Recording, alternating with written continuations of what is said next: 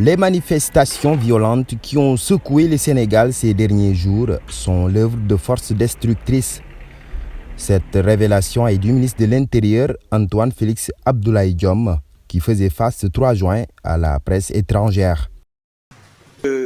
Notre pays a fait l'objet d'attaques, mais d'attaques de la part de forces occultes, comme je l'avais indiqué en 2021. À l'époque, ça avait suscité des critiques et puis on m'a même prêté l'intention de confondre des manifestants pacifiques sénégalais à des forces destructrices. Les événements de ces derniers jours semblent avoir ouvert les yeux aux plus sceptiques. Les événements qui secouent le pays depuis le 1er juin ont fait une dizaine de morts et des dégâts matériels inestimables. Pour l'autorité, l'objectif vise à suspendre l'activité économique du Sénégal. Quand on s'attaque à des installations névralgiques, quand on s'attaque à des commerces, quand on s'attaque à des biens privés, quand on s'attaque à des banques, quand on s'attaque à des commerces, quand on s'attaque à des transports qui n'ont aucun lien direct avec l'État, l'objectif manifeste est de faire arrêter l'activité économique et de plonger le pays dans un chaos. On va aller agresser un tailleur dans son atelier.